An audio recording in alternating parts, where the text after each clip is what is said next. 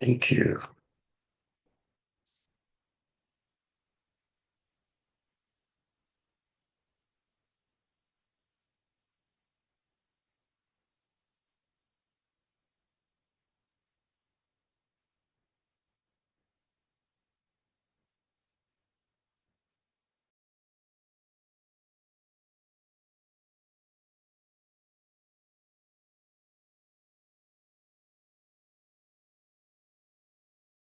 There's there's some that will even like you'll be chatting with you would think you are chatting with a human being, but you don't know that it's actually a robot.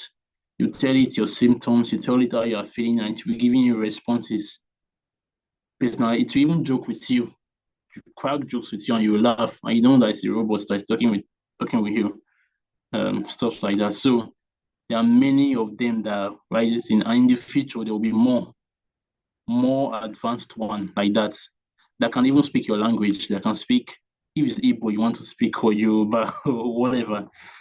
So that aside, so there's also predictive analytics. Um, from the information that some of all these variables gather, or some of all these machines, AI gather, they can actually predict an outbreak, an epidemic, a pandemic, and stuff like that. I think I've almost used all my time, so I'll just be faster because I don't have so much time again. And there's operational efficiency. This one we have not even got into this stage. Like there are so many things that there are so many uses of AI that we cannot even start implementing in Africa because the necessary infrastructure are not laid out, like they're not there yet. So what I even did is to show you the ones you can use immediately. There are so much more. There are so much more. So as I mentioned earlier, medical wearables. Medical wearables, they are devices that you can put on your body and they'll be measuring your vital signs, they'll be measuring things. Can be used for different type of people that have um, heart diseases, people that have some kind of illness, and people that don't even have anything. You just want to be knowing how your body is doing. There are watches like that. There are straps, armbands, um, things you can put on your chest, and to be taking your data and be giving you personalized information about yourself and giving you suggestion on how to do better. Be like something like your personal doctor, although he's not a human being, he's a machine. So these are some examples of them. And the thing is, they're in Nigeria. They're in Nigeria. You can easily buy them online and sell. And there are many people that need this thing. But why are we not giving it to all these people? They're elderly. Almost every elderly patient that has a chronic disease would need something like this. You could easily sell them to your elderly patients that come to your hospital, your pharmacy, whatever. You can be an independent seller or stuff like that. And they will even thank you for it.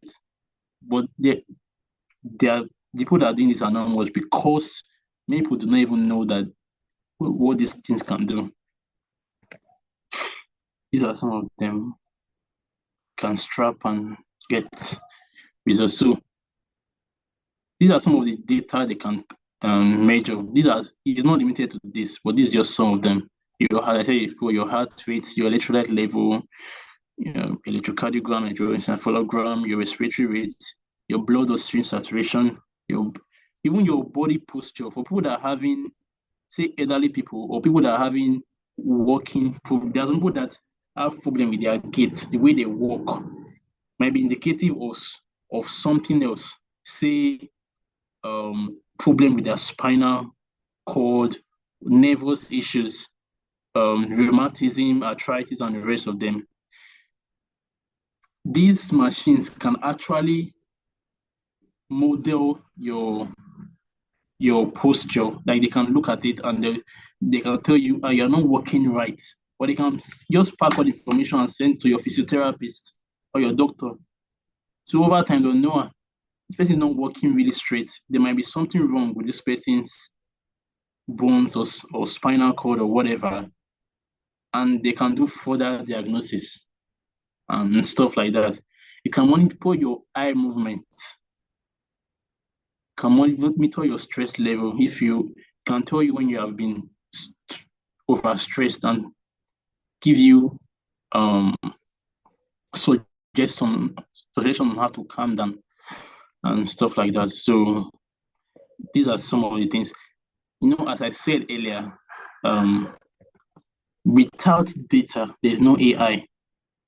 There's all this data that the wearables carry that they use to give personalized information, and recommendations. And so it's your data that is making them smart, like someone that's observed you over time.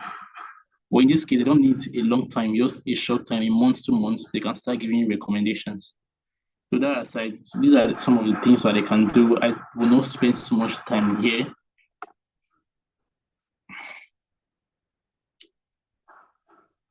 Chronic disease management. Even some of these variables can help you predict a disease before it comes. Say you are coughing too much, you are having allergy too much, or if it's signs of like an impending asthma or COPD or whatever, they can predict it that if your body continues working like this in the next 3 months, in the next 6 months, in the next 1 year, you may likely have asthma. You may likely have diabetes.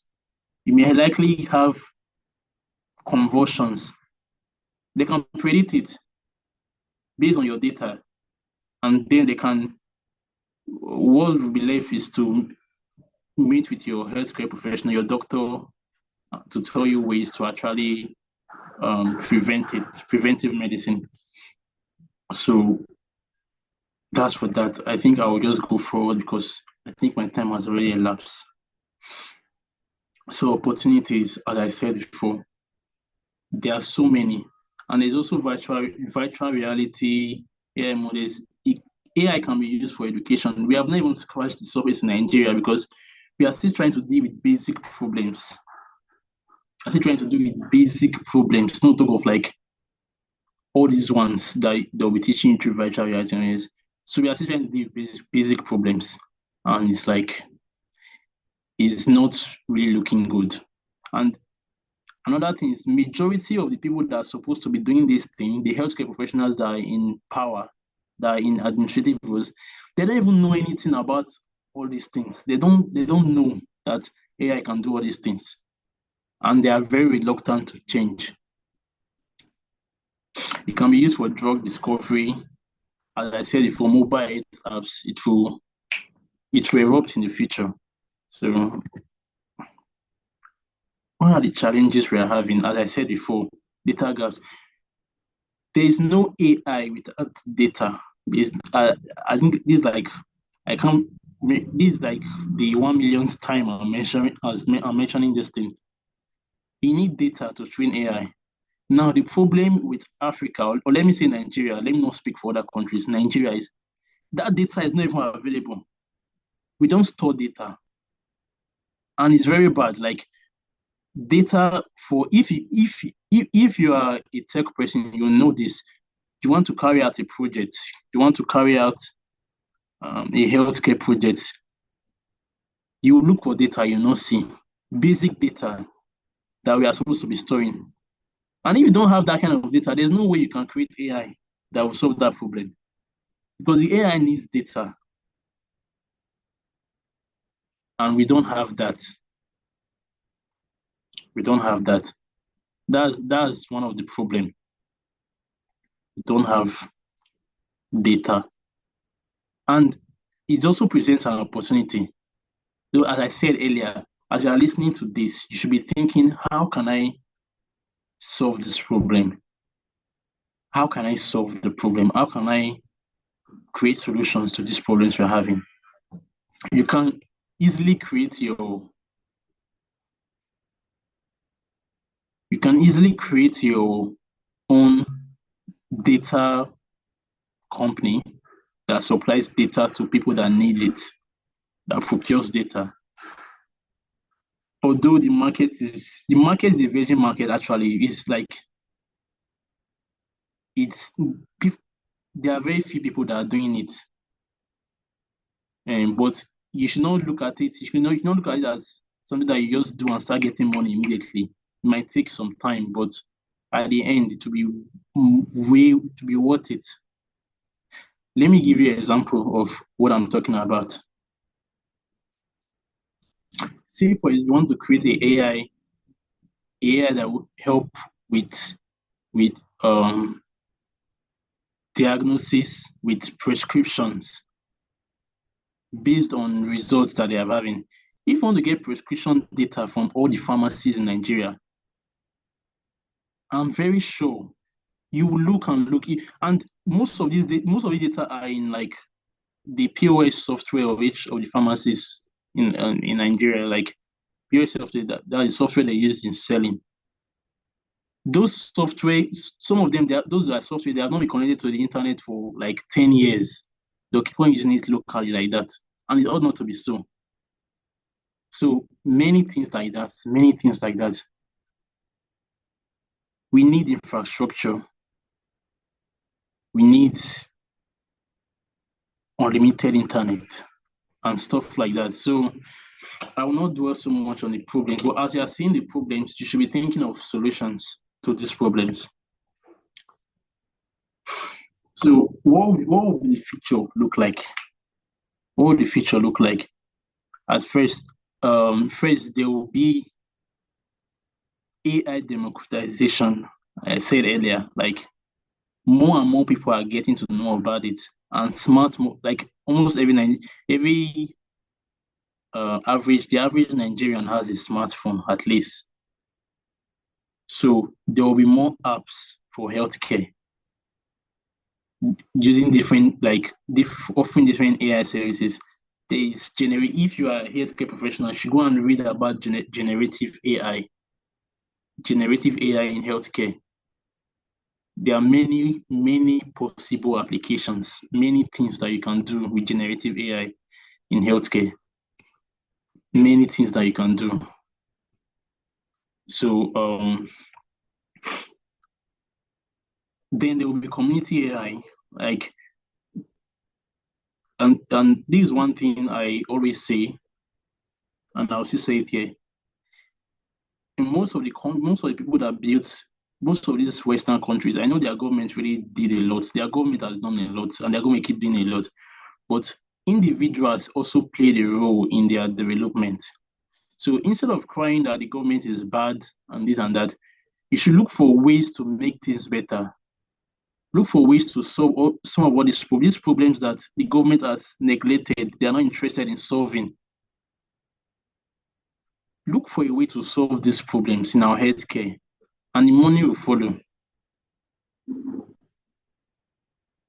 For you to, as I said before, for you to create AI, there has to be data. So if in the future there will be more localized data used in a region, and AI used in a region, and stuff like that, where will they get the data to train those AI? Where? So you should be thinking of something like that.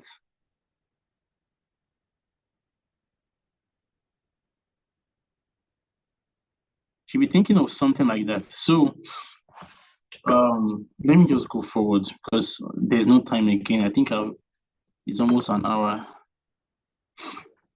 You can create startups around these things. You can even create a startup that is selling medical devices, just medical device, selling all these variables to patients that need them. I used to work in a pharmacy before. I know how many people come in a day to check their. Some people come 3 times a day to come and check their blood pressure, morning, afternoon, evening, morning, afternoon, evening. And these people are like rich people. Like, not that money is their problem. If you can give them just a wearable, a watch that you show them, so anywhere you are, if you are checking this watch, you will see your blood pressure anytime, any day. You even see how your blood pressure progress throughout the day. You see what to the blood pressure by 10 o'clock in the morning. You see what to the pressure by 12 o'clock, by 1 o'clock, by 2 o'clock, by 3 o'clock, by 4 o'clock. Tell me the person will not buy.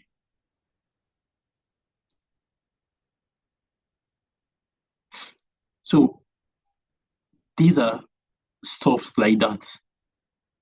Um, you can create something like that. I will not go further. I cannot tell you everything. I think you will need to do your own digging. I'm just trying to inform you of what's possible.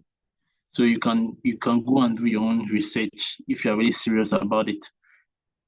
And consulting and training through, I think this one is already even happening. There is a outbreak of telemedicine platforms now in Nigeria. You can be in your house and a doctor will talk to you through video call or there are platforms for that and they pay the doctors too. They pay the doctors for their consultation and everything. Remote medical care, as I said before, telemedicine and the rest. And I think now this one is still another problem that I hope to solve. But I'll put it out there because I'm all for solving this problem. Whether it's me or any person that solves this, doesn't really matter as far as the problem is solved. Most people, especially healthcare organizations in Nigeria, they do not analyze their data. They have tons of data, tons and tons and tons of data, patient data. They do not analyze their patient data. They don't even Some of them don't even store it electronically. That's another problem that we'll get to, and that's a serious problem. In advanced countries, there's what we call electronic health records. Electronic health records of patients. Everybody's supposed to have a record of their medical history because any healthcare professional here will tell you the first step in care, medical care, pharmaceutical care, medical care is history taking. After making them settle down, you have established a professional relationship with them. You take their history. What illnesses have you had in the past? Have you had surgeries in the past? What allergies do you have? Stuff like that. And we have many hospitals in Nigeria that they still deal on paper. They'll write everything on paper and it will remain there. And when you come the next time, they might not be able to find that paper. So they'll start again. So they don't know what allergy you have. They don't know whether you're sensitive to penicillins, whether you're sensitive to some drugs. There are some drugs, there are some drugs that someone would take. Maybe we are having an illness. Me and you, we are having the same illness. Maybe we're having an infection. Maybe we're having cough or something. I can go and take Septrin. It will work for me and to clear my cough. My cough is caused by bacteria. You take the Septrin and you have serious allergy. There's what they call Stevens Johnson syndrome. Stevens Johnson syndrome is part of the allergies to sulfur drugs. And some people have died from that one. They say, what happened? He just took this drug, before we know, he was crashing his body, before we know, he died, and stuff like that. And this thing can be prevented if the person just had an electronic medical record to show that this person is sensitive to sulfur drugs or to penicillins and stuff like that. So we have those data, they don't analyze them, they don't know. And also for pharmacies, most pharmacies work year in, year out. They don't analyze data to know what's their top selling product. What products do patients normally come to fill? Many things like that. They don't know, they don't even care, and they have that data in their software. And you can analyze that data to increase your profit, to improve your business, but they don't. They don't even so I will not talk more than this. Let me know say more than this because like let me not let the cat out of the bag. But there are many things we have many local data that we have that we are not using. That's what I will just say. That's what I see. Then the last one, using AI to monitor topic. As I said earlier, remote monitoring is now a thing. Remote monitoring.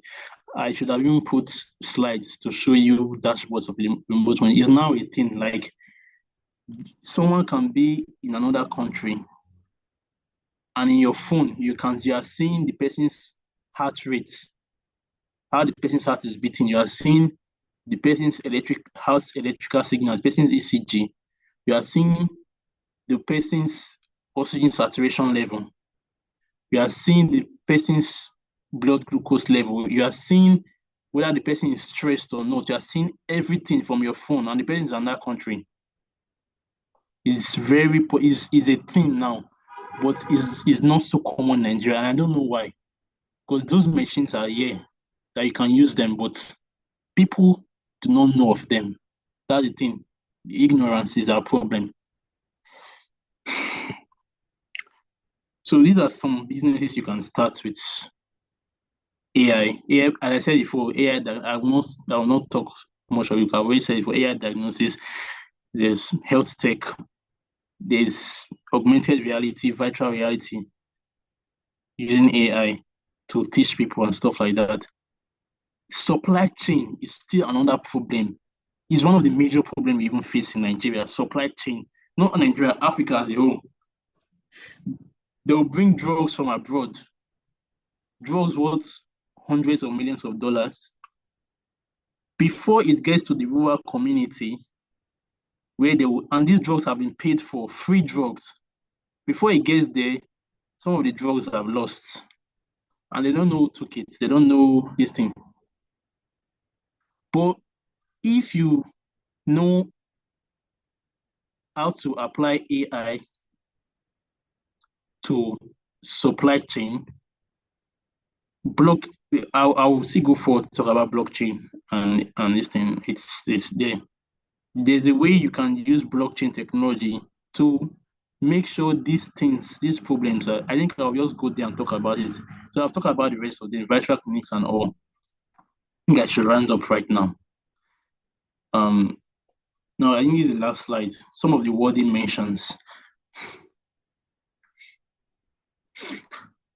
Some of this the wording mentions. So blockchain and AI. Right now, blockchain technology is disrupting healthcare. Although it's not fully adopted in some, but there are many ways you can use it to store health records. And the good thing with blockchain, if you know anything about blockchain technology is an open ledger system. An open ledger system is such that any change you make to the system, everybody will see it. So there's transparency. Like there's no way that you make a change to that system and nobody will know. So that's how good it is. And this thing can solve our supply chain where people are always taking drugs away from drugs that are supposed to supply to some people. Some people will take it away, especially in East Africa. If you have a supply chain that is backed by blockchain technology, to be such a way that before you take any drug from the warehouse, from anything, you have to like as you are taking the drug, it will register on the system and everybody will see it. Both the person that sent it from the US or whatever country, both the country manager that is managing the whole country or the warehouse in the whole country, everybody will see it. And you explain why you took that medication or why you took that batch. So something like that, it will encourage transparency so that nobody will, before you even go there to carry drugs, to sell or to steal or something, you know that when you take it, everybody will know.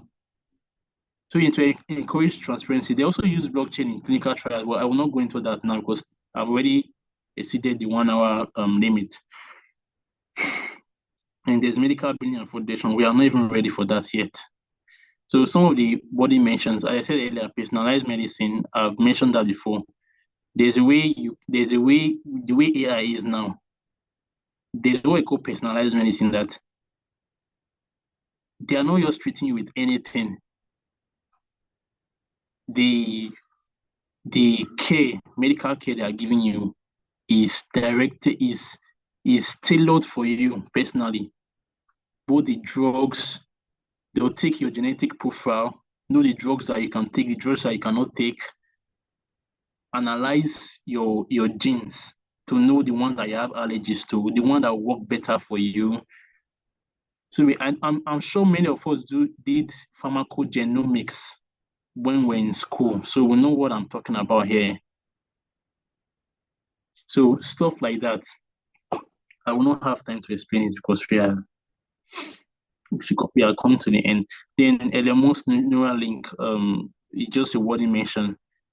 I'm sure most of you know what they are doing now with Neuralink. They are doing crazy things with Neuralink now. You, when it's fully functional, it's almost they have started experiments on human beings now. They sent for FDA approval. I think FDA have approved it. So they have started experiments on human beings now. Before they were using animals before. This is what Elon Musk Neuralink could do when it's fully functional. Let me tell you. Have you heard of telepathy?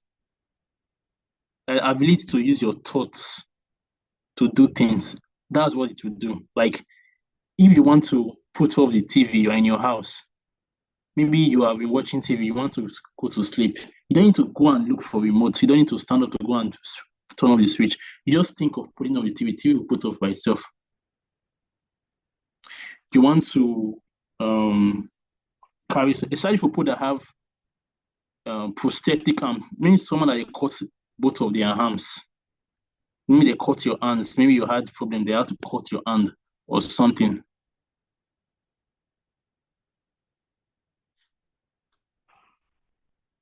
What you can do is with that Neuralink, they can give you a prosthetic arm that will be like your normal hand.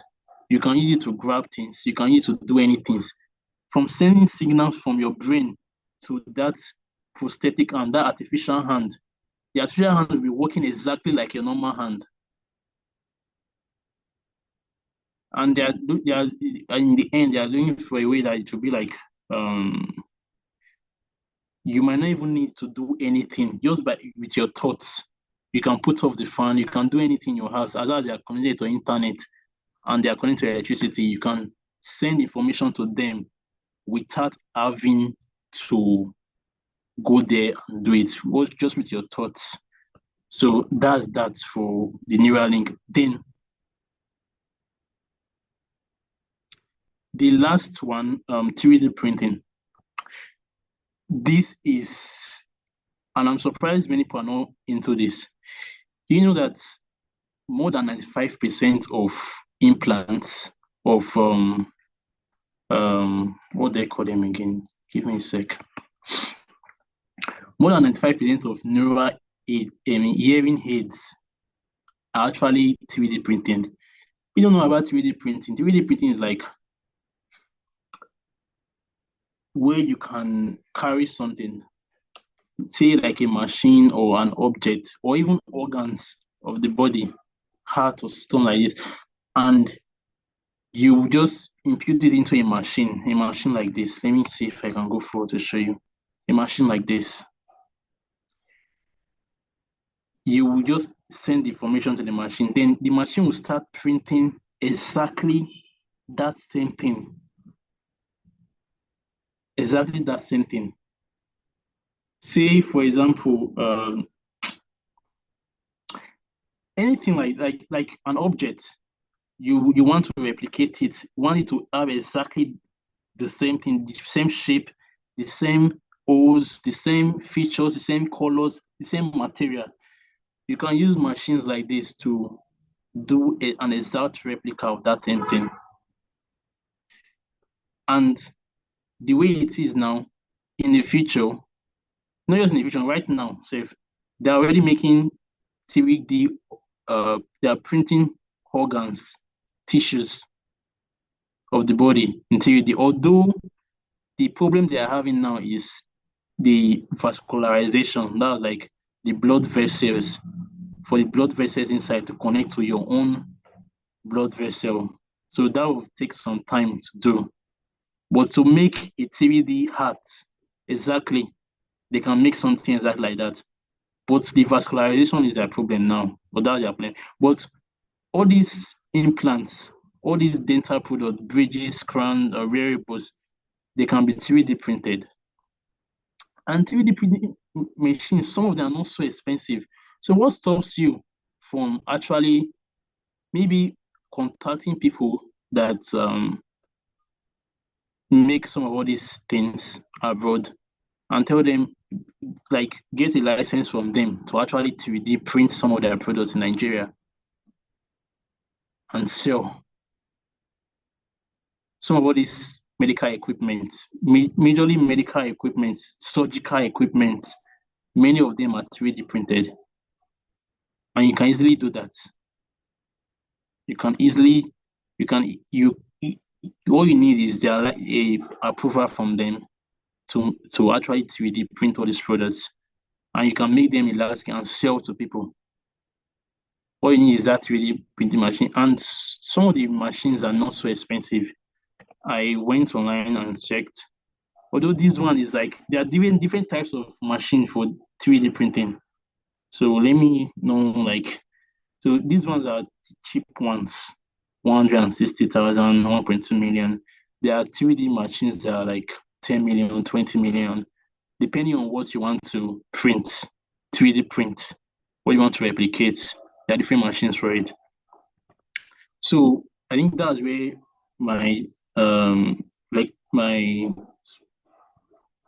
webinar will end. So these are my recommendations.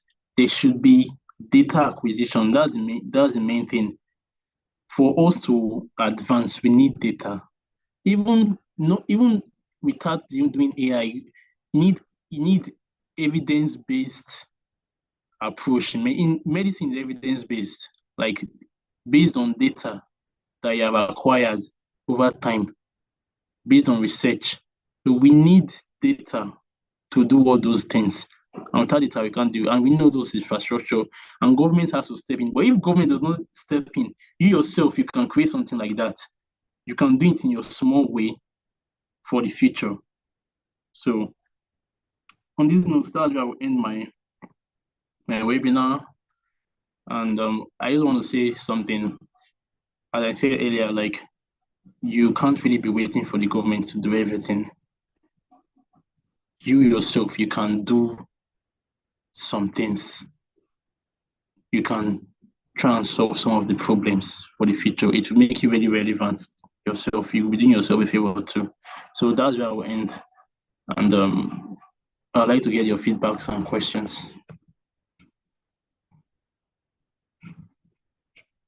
Thank you so much, Dr. Onyeka.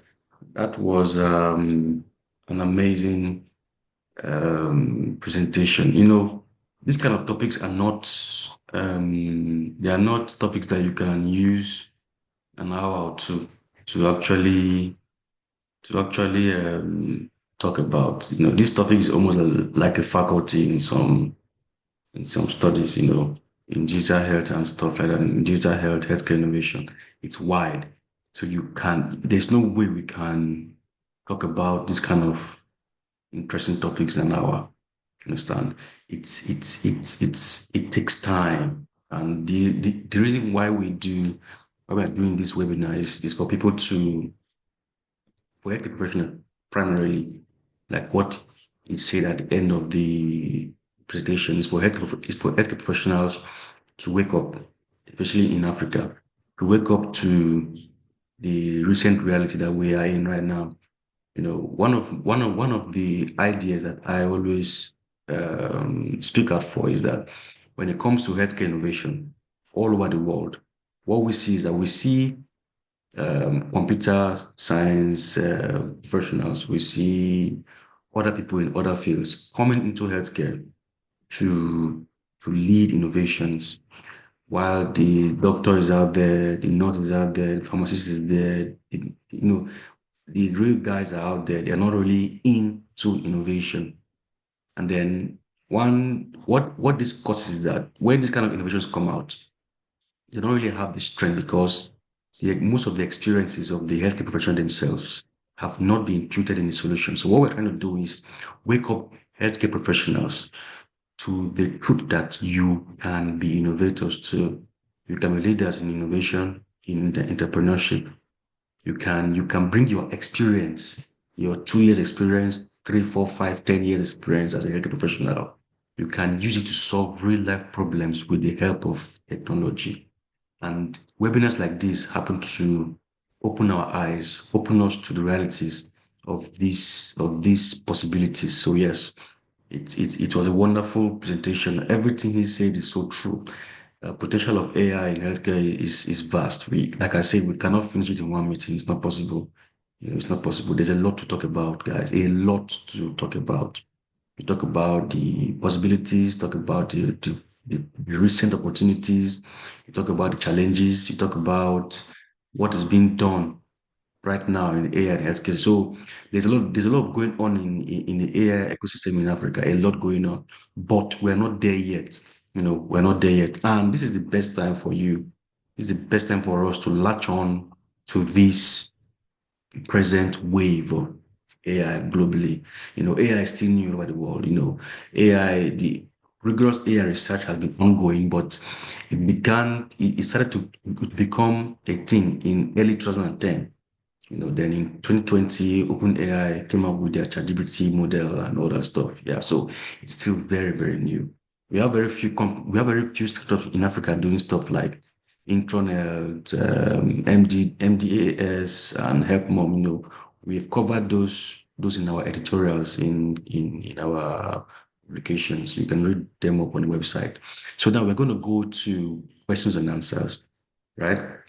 So I got a question from Precious Onedika. She said, "Can these concerns be said to be public health problems?" So our questions and answer session will not be too long because of time. We want to ensure that we are within time. So can this concern be said to be public health problems? Okay, I don't know if I got that. I don't know if I got that answer. That's that question. So Precious is asking if these concerns, like if they are public health problems. Well, I'll just allow Dr. Oyeka to answer it in a minute or two. All right, sir, go ahead, please. Yes, yes, of course. There are public health problems. This thing, all these disciplines we are having, I think it's just for specialization. At the end, if you look at it, when you start practicing, science is science. Like you can say public health, pharmacy, medicine, but science is science. So in real life, they are all together. These are real public health problems that we are having in Nigeria, in Africa. We don't have infrastructure. We don't have it, and it's a big problem. And we don't even have the enabling environment for the infrastructure to work. So what I have been trying to say in this 1 hour lecture that I just did is, since we don't have those resources, let's look for other ways to surmount this problem. And that's what I've been saying. I've been giving you ideas on how to solve this problem in other ways. You cannot be waiting for the government. So if the government decide not to do it, there's this thing. I don't know why you've seen this book, the people who built America.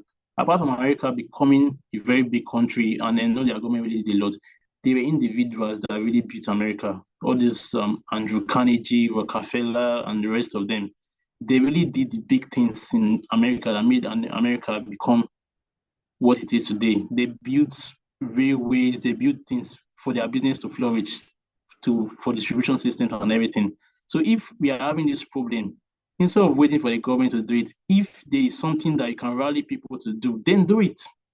And it's a public health problem. It's a public health.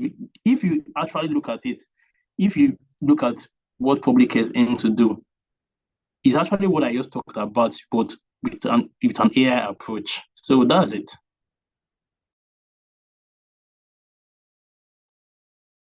Thank you, Dr. Oyeka. That's very true. It's public health.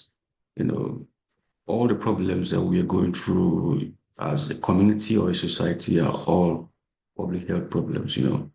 And what makes it very interesting right now is that we can use digital health solutions, artificial intelligence, and all that stuff to solve most of the public health problems that we're facing now in Nigeria or in Africa.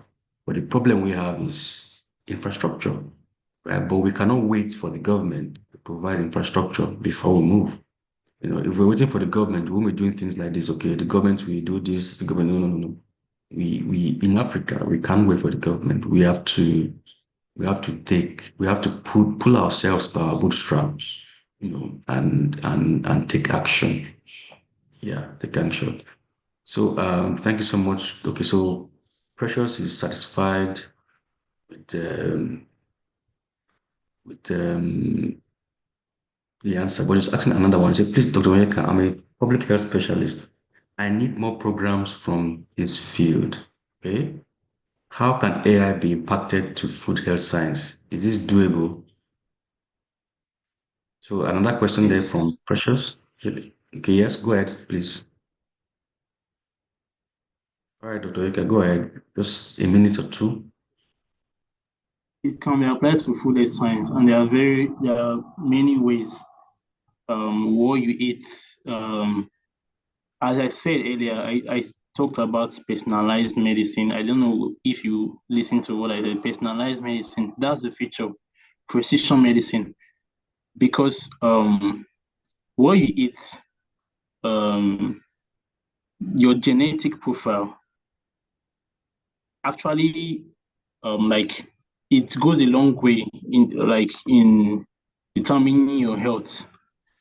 And based on you this personalized medicine, they can actually this is what they do. They can read your genetic profile, know, okay, this is what this person, the kind of drugs the person needs, this kind of diet that this person needs to have something like this.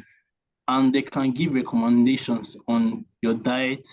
On Apart from just diet itself, food science, pathogens in food, they they are computer vision systems that you can use to see if they are like there's food poisoning, and there are so many applications. So if to the question whether it can be used in food, it can be used anywhere there's data. Anywhere there's data, AI can be used there to solve problems. Just it. Thank you so much, Dr. Onyeka. Thank you so much. Yes, so I think that brief question answers the basic principle of your question. That brief answer, I mean, so yes, it can be used. And I like the statement that where there is data, AI can be used. AI is all about data. Data is the food of AI.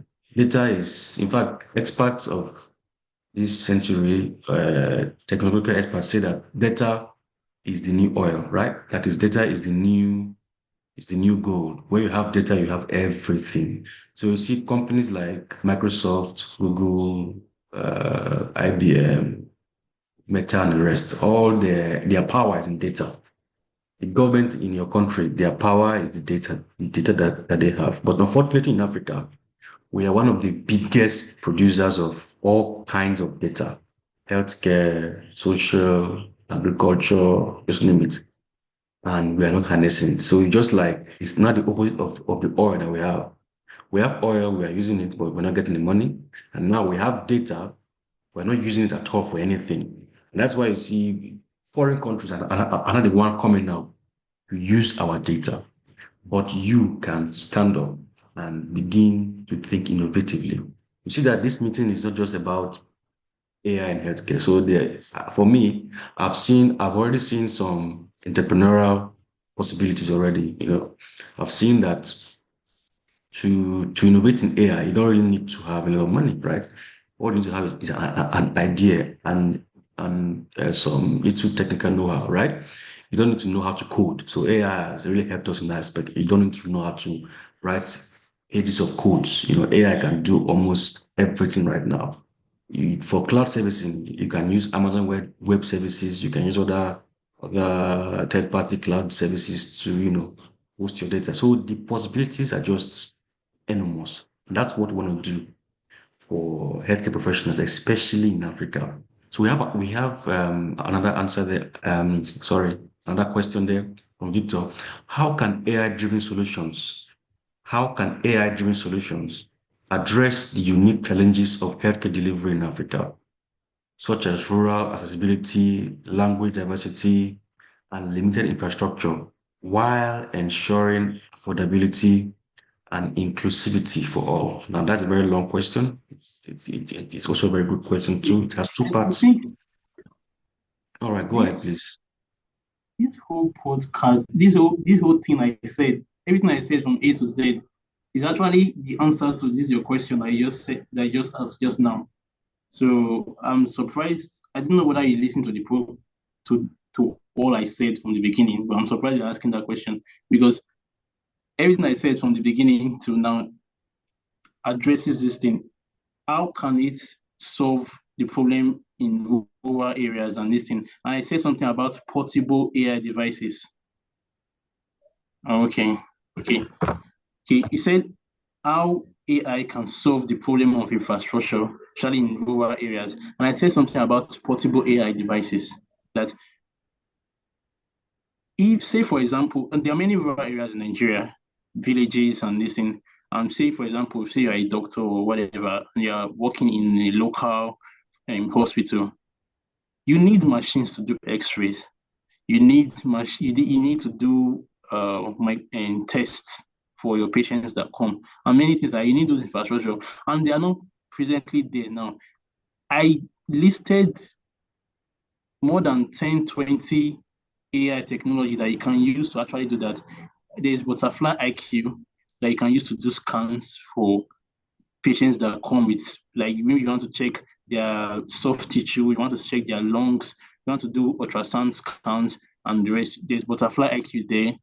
If you're not at the beginning, I can also send you the slides so you see that there is biofilm, biofire, bioarray that you can use to, you can take a swab. Someone comes with an infection, and instead of telling the person, first of all, there might not even be a lab scientist in the place you are safe, or there might be only one lab scientist. Instead of taking the person's swab or the person's urine and sending it to the lab scientist, and you now wait for another 3 days for the bacteria to grow before you now get results, before you now start to use the MCS results or whatever. You can easily take that swab and put it in that biofire bioarray. And what it will do, it will identify the pathogens in that sample, to identify the bacteria there, if it's staphylococcus that is there, if it's Clostridium tetanus, if it's uh, syphilis, Treponema pallidum that is there, whatever is there, to identify all those things, the viruses, bacteria, the fungus that is in that sample. And immediately you can start giving, to even give you their susceptibility profile. You will give you the antibiotics that can kill this bacteria or kill this antifungal that can kill this fungus. And immediately you can start prescribing those drugs for them there and then, immediately, without telling them to go home to go and wait for test results. I also talked about iStat, that can show you your electrolytes, can show you your troponin levels, can show you all those biochemical parameters in your body by taking a drop of blood or 2 drops of blood. I talked about the other machine. What's the name? This bioanalyzer that with just a few drops of blood, you give you your white blood cell count, red blood cell count, blood platelet count, neutrophils, eosinophils, all of them. With just, you don't even need to pierce the person, like the person's vein. You don't need to be looking for a vein to take blood and everything. Just take a drop of the person's blood or 2 drops, and it will give you the person's blood profile, and you can make your diagnosis from there and start a treatment plan. And all these machines are very, very small machines that you can hold. You can carry it safe in your hand and work. So they don't need to go and buy another big machine of like 50, 100 million. You can buy the government, the local government chairman or whatever can buy those machines of like 2 million, 3 million, and put it in that your hospital, and you have a small hospital, but you have all the equipment you need, and you can deliver fast healthcare, seamless healthcare. Does that answer your question? Yeah, I think that's very direct. Yeah, so I want to acknowledge the presence of Dr. Raphael Akambe. He's a mentor for us in Care City and Care Code Child Hub. He has been a very strong supporter of Vision as a brand and as a community. So he was raising up his hand some minutes ago, so I will allow him to talk now. I don't know if he's still around. Let me see how to talk. Hello, Dr. Raphael Akambe. Are you still around, sir? Yes, I am. Thank you very much, Nurse Ayla. And Doctor, I really want to appreciate you for this great knowledge that you have just given to us. Honestly, just like the uh, the moderator have said, time that you use is not really enough because I listened to every bit of what you have been saying, and you really, really made a very valid point. And I just wish it's not a question anyway, it's just to appreciate you and to also, you know, appreciate the convener of this meeting because I am still learning and I've learned a lot from what you have just said today. And AI is something that is really, really broad, and we really need to let people know about it. A lot of things are going on in the world today, and we need to let people have access to this understanding. Thank you once again, just to appreciate you and to appreciate the convener of this meeting. Thank you, and God bless you. Thank you so much, Dr. Raphael Akambe. Dr. Raphael Akambe is a very wonderful scholar. Yes, he's like a father to many of us in the digital health space, in especially in Nigeria, and encouraging us when we started, going attending our webinars, our seminars, our meetings, and so he's a very wonderful person.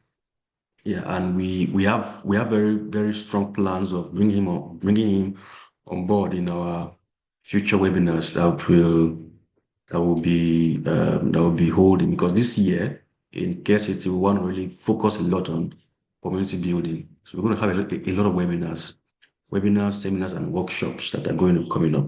So if you are not yet in the community, I admonish you to join. It's not really for everybody, it's for those who are interested in leadership, innovation, and entrepreneurship in healthcare. Yeah, that's our target population.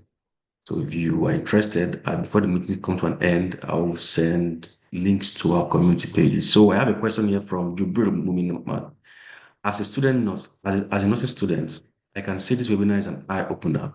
Thank you so much for organizing this. So my question is, I am interested in tech and I have studied data analytics a while now, but I think I am also interested in AI and machine learning. How and what are the things I can do?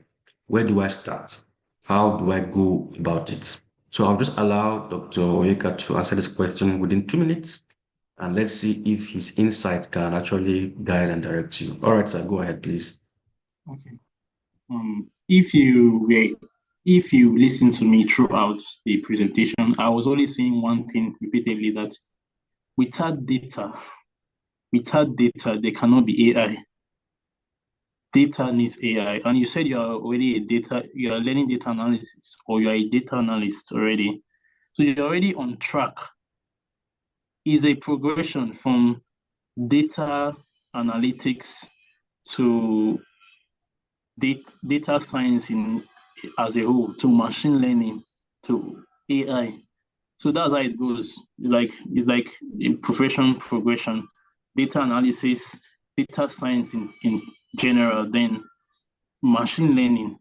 So after you analyze your data, after you finish analyzing your data, then you can now start creating machine learning algorithms. Maybe you can start to automate your data to predict things, to predict something. It's from the data you have analyzed that you use to do that machine learning algorithm. So it's from that machine learning algorithm that you have done. That's where AI comes from. So you're already in track. So you continue, learn your Excel, learn your Python, the NumPy, Pandas, Matplotlib. Then you go on from there to start creating machine learning model, learn about machine learning, classification models, regression analysis, and all of them. Then you move on from there to creating a machine learning model based on the solution you want to create. That's how it goes. Thank you so much. I think that's um, answer has given a basic um, reply to your question, Jubro, please. Yeah, so it's true. You're already on the right path. So it's like specialty in any profession. You start from the basic. The doctor, you have to do your MBBS as a nurse. You have to do your BNSC as a whatever, and that will form your foundation. Then you now begin to build on it. You want to do general medicine. You want to do internal medicine. You want to do cardiology. You want to do nephrology, and even in cardiology, there is even interventional cardiology. And in interventional cardiology, there's interventional radiology, interventional radiology, yes, interventional radiology, interventional neurology. And even in neurology, there are also other experts too. It's a branch. So in AI, there are different aspects of AI, there are different aspects of AI, so you're already on the base, you're already on the right path. You're already learning your data science or analytics or whatever it is you're learning. You are doing your Excel, your basic Excel, you are doing your Python, you're learning your Python language, you're doing your SQL and other stuff. Yeah, so just continue on that. And I know one thing that more people need nowadays is mentorship when it comes to things like this. Yeah, and that's what we are trying to do, as a community. So our basic focus now is to build a community for healthcare professionals to learn, innovate, connect, network, get mentorship, get resources, and have the right environment to grow. Yeah, that's all what we are doing in a nutshell. Yeah, I think we have spent a lot of time already, and it's actually very, very interesting. So I'm going to be sharing. So Dr. Meka has shared his LinkedIn profile with us, so you can connect with him on LinkedIn. So one thing I love so much when it comes to webinars like this, I love to connect with people who have real life experience. There are people who are actually building something, like people who are actually very active in the healthcare innovation space, especially in Africa. Yeah, so and Dr. Oyeka has shown that he has the experience. He's actually building something. He's actually very active in the healthcare innovation space. So it's not all theory. It's not all theory and textbooks, but real life applications. Real life, real life applications of what you are learning in school. Yeah, so you can connect with him there. That's his LinkedIn profile. So and I'm also pleased to also be happy that you'll be part of our community going forward, because what we want to do is we want to try and bring all healthcare professionals together. In the past, we had nurses doing their stuff in leadership and innovation. We had doctors doing their stuff. We had the MedLab guys doing their stuff. We had the health information gurus doing their stuff and other stuff, physiotherapists and other stuff. But now we want to make it cohesive. We want to put it together. Where we have doctors, we have nurses, we have health information science. Everybody's together, and that's what you see in our publications. We have doctors writing for us. We have nurses. We have digital health experts. We have pharmacists. We have everybody coming together to share the idea. And that's what I believe will help Africa when it comes to innovation. Everybody has to come together. We are tired of seeing um, events that are just there to promote brands and all that stuff. We want real live applications of innovative solutions. So going forward this year, we're going to be doing a lot of webinars, seminars, trainings, and workshops. You can connect our with us on our social media pages. So I'm sharing all the links there. We have a WhatsApp page. We're on Substack. We are virtually everywhere. So you can connect with us and follow our programs.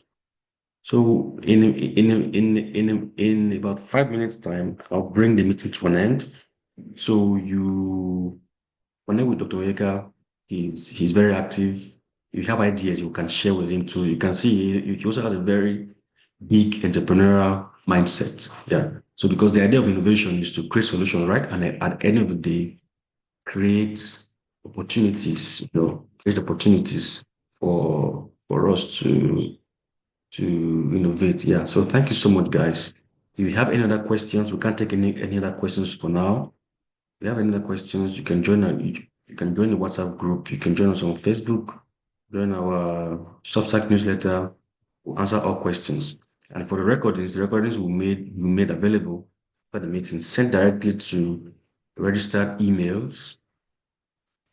Yeah, and for the slides to also send the slides directly to the registered email. So Precious is asking for the link. So the link is on the compiled media links I sent like a minute ago. You can check there, join the WhatsApp page. We send details there directly, updates there directly, and also on our social media pages. We are very, very active, very, very active. So thank you so much, Dr. Onyeka. Thank you for the time.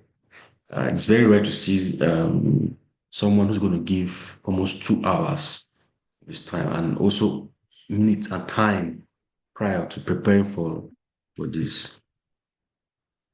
So it's not going to be, it's going to be a very interesting year, I can assure you. So I want to hang around, stay with us. We have a lot to share with you. Our next webinar will be coming up. Our next major webinar will be coming up in the month of March. We'll have other smaller programs in between. Yeah. So if there is if there isn't any other question, someone is asking for a link. What link, please? I don't know. What link are you asking for? We are already closing the meeting. We are already closing the webinar. So we have already sent the WhatsApp link. So this is it. In case you didn't see it, I think I always sent it to some panelists. So that's it there again. You can check it out there. So I'm sending this again now. And we have a list of very interesting experts who will be coming to share their ideas, share their expertise, share their experiences with you. I'm going to send Dr. Oyeka's LinkedIn profile again. I think I sent it to the wrong section at that time. So again, LinkedIn. Yeah, so that's it. Thank you so much, guys. We really appreciate on behalf of the team at KCT Media Limited. We really appreciate your presence. And for our registrant, we have a free gift for you. Don't worry, you get your gifts within a day or two. It's just a small book about AI and healthcare that you can use to inspire yourself and learn the basics, the very basics of artificial intelligence in healthcare. It's a very small book about a few pages. You can use it to learn, you can use it to inspire yourself, and that's it. So in 2 or 3 days time, you get it sent to your registered email. If you have not gotten it, you can send us a message directly on our WhatsApp through our WhatsApp admin, and we'll be glad to help you. So without wasting any more time, thank you so much. We appreciate your presence. The Fireburning, keep innovation alive. Be in the community, ask questions, ask for mentorship, ask for direction. And we believe that in the future, you all will be the innovators, the healthcare innovators, leaders, and entrepreneurs Africa has been waiting for. Thank you so much. Okay, and that is so connect with us on the WhatsApp page. We'll send all details there, recordings and all. Thank you so much. Have a wonderful weekend.